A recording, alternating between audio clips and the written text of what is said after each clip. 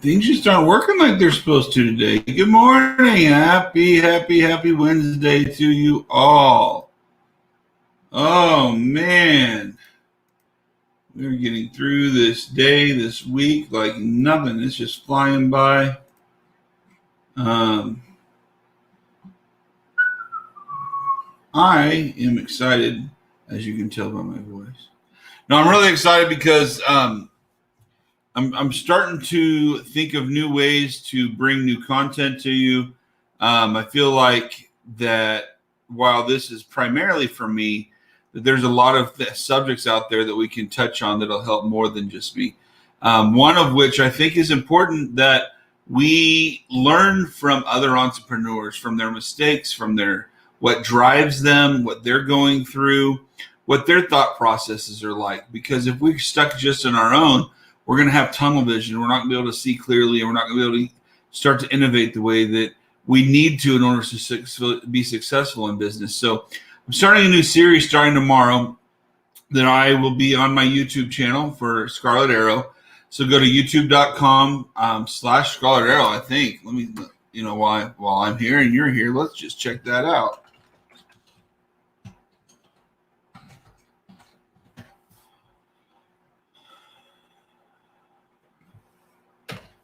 Maybe it's Scarlet Arrow LLC. Who knows? Maybe I added the LLC.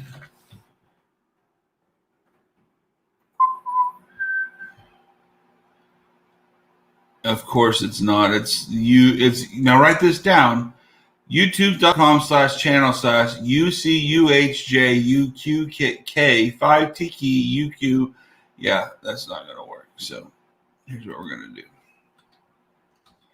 We shall be putting this in the box for you.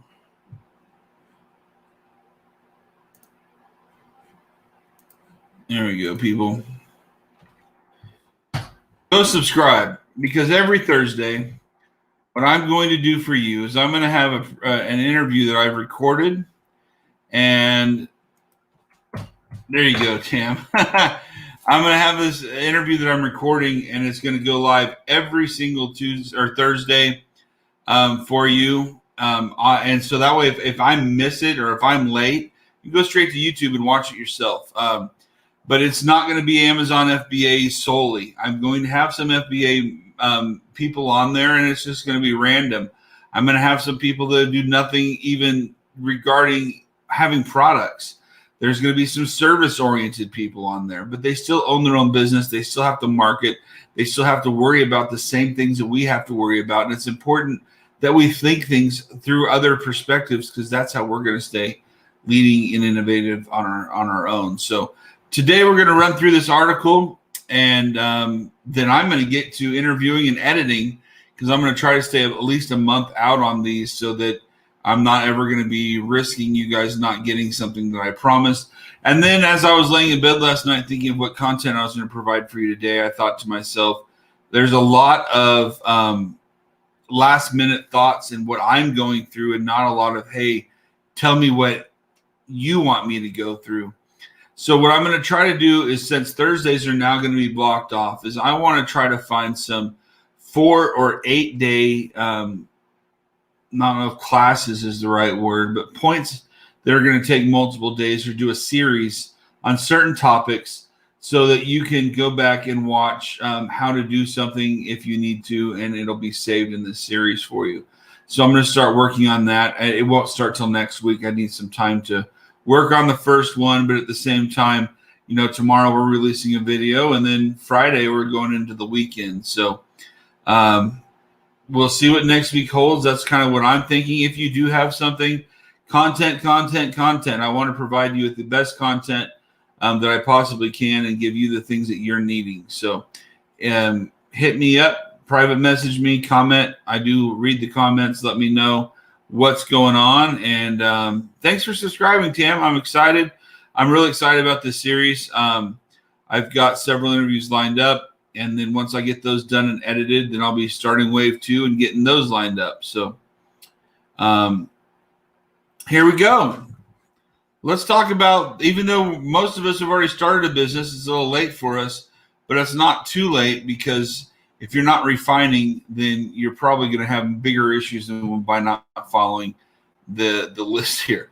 Number one, cash flow is job number one. It may be fun and interesting to get caught up in a lot of details of starting a business, such as setting up an office, having stationery, business cards printed, contacting various vendors, and even talking to people about potential employment. But you need to understand this from the very beginning, that without cash flow, there is no business. Keeping cash flow coming in will be an ongoing challenge, but it's never more important than in the startup phase. Before you can officially launch a business, in fact, before you can even say you're in business, you have some clients and some cash flow coming in. Now, when we start our Amazon business, we don't always have cash flow coming in, but it is something that I shared. If you bought my Academy on photography, I did share in that on some facts of, I bought some smaller products that wouldn't work on Amazon. I sold them on Facebook Marketplace just to help fund my first product, because it is important to have cash flow, and it is important to help fund other ventures that you have. So I do suggest that you look into always having something coming in. And that's not just for morale. That's not just to have money there. The other thing that we don't think about as business owners is we have to always be, I'm going to get tense and thinking about it. We have to be thinking about our future, the future of our business, and what's going to give us the value that is not going to be given to other people is simple. We have to have a good relationship with our bank, and we have to be able to get those low interest loans that businesses qualify for. And when you go to your bank or any bank, I would prefer to build a relationship with the bank you're already using as your business account. But if you say I need 50 grand, before they even look at your application, they're going to pull up your account and see what your cash flow is like. How much money is he bringing in? How regularly? Is he spending more than he's making? Have we had any overdrafts? How many months has it been since he's made a deposit? Even small things on Amazon count, but they're used to seeing hundreds or tens of thousands of dollars going in and out all the time. And if you're just a small business that's brought in $10,000 total in a year, and you go to them for a $50,000 loan, regardless of your credit, you're going to have some answers that you're going to need to give them, because they're going to want to know where their money's going and why you need so much money if you're not bringing it in. That's why I am active on. I have two Jane deals going right now. That's why I am active on Etsy.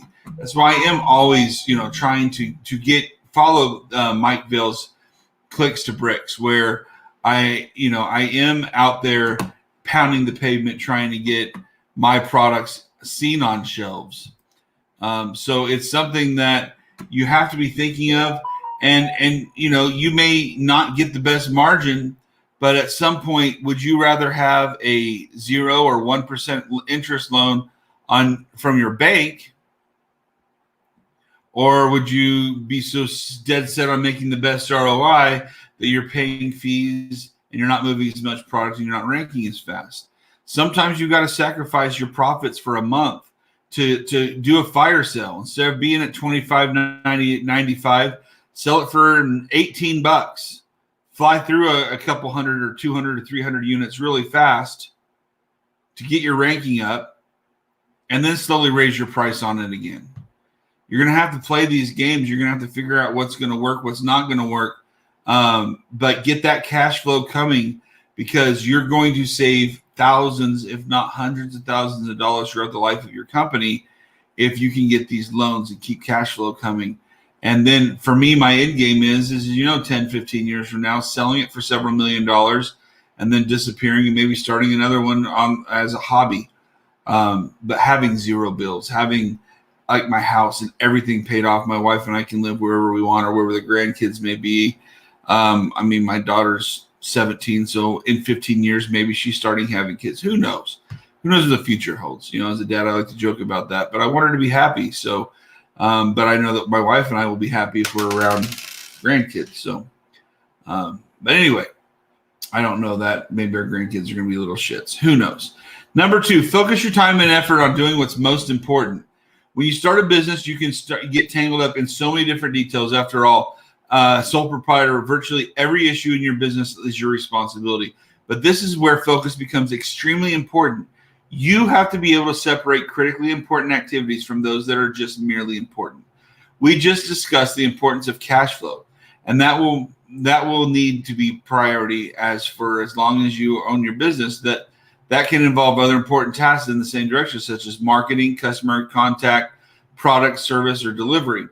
These are all foundation of any business, and they are all functions that you must get right. A lot of times, and I'm thinking back to the talk I just did on our Amazon group. So many times we think of cash flow, we think of flow out and not flow in, and we get so worried about price of shipping, price of cost of goods, that we don't think about the money coming in.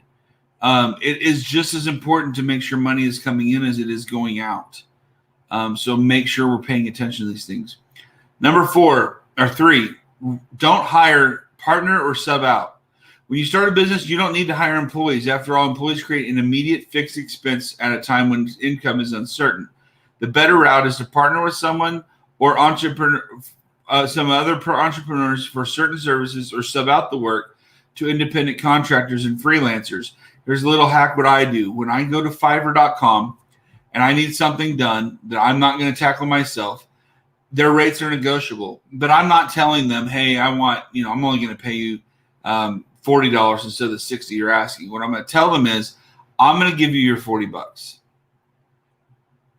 If I'm happy with your work, you're getting the extra 20 plus a tip. So it's not I'm going to negotiate down. It's if I'm not wowed by what you're giving me, then you're getting $40. But once you give it to me and you meet all my expectations, so it's all happily laid out in front of you, you'll get full price plus a tip. That way, you're treating it kind of like you treat your Alibaba experience, where you're not giving, because you still pay a portion down and the rest upon completion, but then you have that option to give them that tip, that money saying, thank you, you did a great job. And that way they know they're not getting cheated, but they have to meet your expectations, because you don't know them from anybody, and they can throw all kinds of samples at you, and you don't know if that's really their work or they're just claiming it is until the money's gone. So once you have established a relationship with somebody, then obviously you can go about it in a different way, but that's just the way I handle things. Number 4, rent, don't own, at least in the beginning. It's almost axiomatic that when you need cash in order to start a business, the most of your cash is likely going to be needed for your personal survival, not your business, your personal survival. So most of us that are in the Amazon, or a lot of us, have started this either as a hobby or while we work a full-time job. And the goal is to quit your job so you can do this full-time.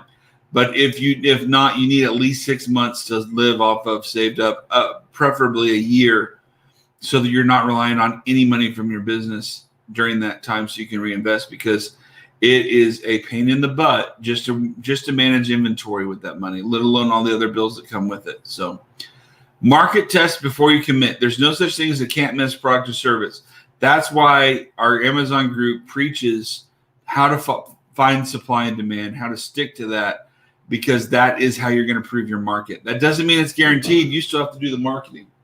So follow the rules, follow the guidelines. And number 6, be prepared to fail. Now, when I say this could raise the hairs on the back of your neck. This could freak you out. But I want you to hear me all the way to the end, and then you're going to understand what I'm talking about. And hopefully you're going to have at least somewhat of a smile on your face. One of the reasons why so many people are afraid to start their own business is because of the uncertainty that it carries. You should be prepared for that uncertainty by being prepared to fail.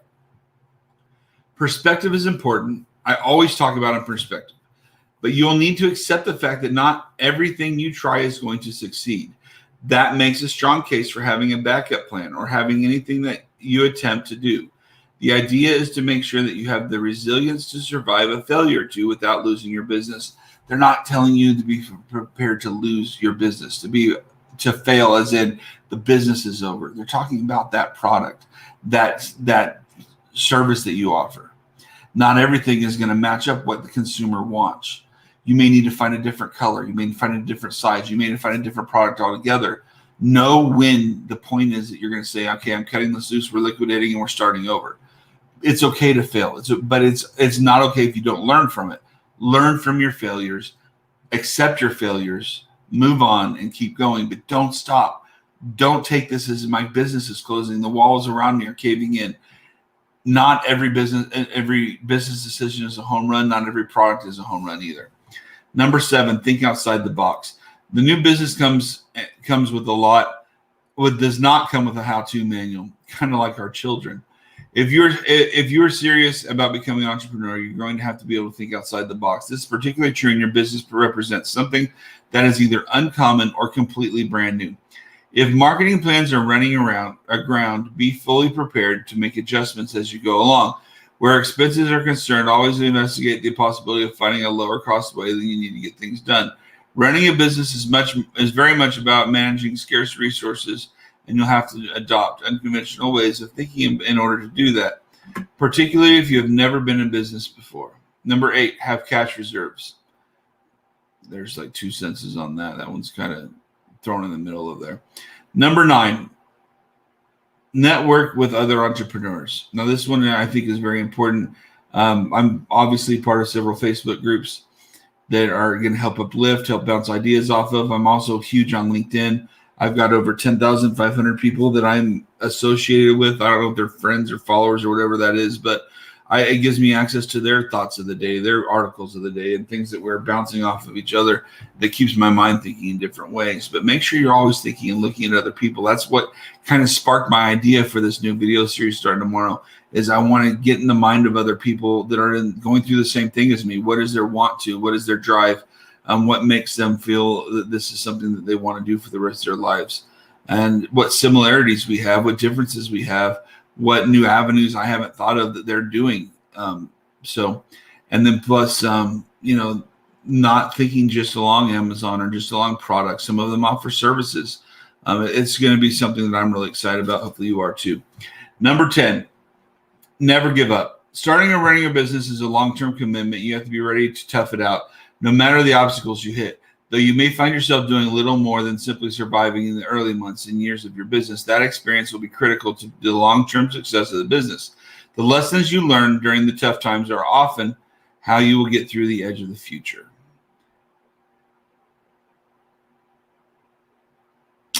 So this, I posted the links for you guys to pay attention to there. And I think it's important, like I said, just to diversify, constantly look at yourself and do what's best for you and your business. Always be paying attention to that. As I'm looking at my Jane numbers, we've sold 1 of each. So it starts off slow. We've got 3 days of it. So we end today, February 5 is the last day of it. So we're going to end on Friday at midnight. So if you want, hit us up on Jane. I'm finishing up some Etsy stuff, and I'm going to be recording today. Thanks for watching. God loves you, so do I. We will see you tomorrow when we get to enjoy the first of many of the new series.